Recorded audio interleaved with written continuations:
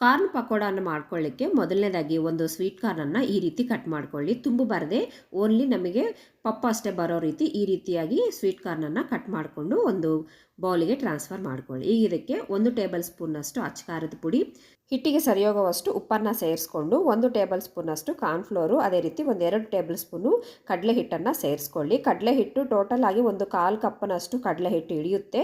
But ಎಲ್ಲ ಕಡಲೆ ಹಿಟ್ಟು ಕೂಡ ಒಂದೇ ಸತಿ ಹಾಕ್ಕೊಳ್ಳದೆ ಸ್ವಲ್ಪ ಹಾಕ್ಕೊಳ್ತಾ ಇರಿ. ಸ್ವಲ್ಪ ನೋಡ್ಕೊಳ್ತಾ ನೀವು ಆ್ಯಡ್ ಮಾಡ್ಕೊಳ್ಳಿ. ನಮಗೆ ಕಾರ್ನಲ್ಲಿರೋ ತೇವಾಂಶದ ಮೇಲೆ ಡಿಪೆಂಡ್ ಆಗಿರುತ್ತೆ ಈ ಕಡಲೆ ಹಿಟ್ಟು ಅನ್ನೋದು. ಸ್ವಲ್ಪ ನೀರನ್ನು ಈ ರೀತಿ ಚುಂಬಿಸ್ಕೊಳ್ತಾ ಬ್ಯಾಟರನ್ನು ರೆಡಿ ಮಾಡ್ಕೋಬೇಕು. ನೋಡಿ ಈ ರೀತಿ ಬ್ಯಾಟರ್ ಅನ್ನೋದು ನಮಗೆ ರೆಡಿ ಆಗಬೇಕು. ಈಗ ಇದನ್ನು ಈ ರೀತಿ ತಯಾರು ಮಾಡ್ಕೊಂಡಾದ್ಮೇಲೆ ನಾವು ಮೀಡಿಯಂ ಫ್ಲೇಮಲ್ಲಿ ಡೀಪ್ ಫ್ರೈ ಮಾಡ್ಕೋಬೇಕು. ಆಯಿಲ್ ಒಂದು ಸತಿ ಫುಲ್ಲಾಗಿ ಫ್ರೈ ಆದಮೇಲೆ ಮೀಡಿಯಂ ಹೀಟಲ್ಲಿ ಇಟ್ಕೊಂಡು ಈ ರೀತಿ ಡೀಪ್ ಫ್ರೈ ಮಾಡಿ ಒಳ್ಳೆ ಗೋಲ್ಡನ್ ಬ್ರೌನ್ ಕಲರ್ ಬಂದಮೇಲೆ ಇದನ್ನು ಹೊರಗಡೆ ತಗೊಂಡು ಟೊಮೆಟೊ ಕೆಚಪ್ಪಿಂದ ಸರ್ವ್ ಮಾಡ್ಕೊಂಡ್ರೆ ಸೂಪರ್ ಟೇಸ್ಟ್.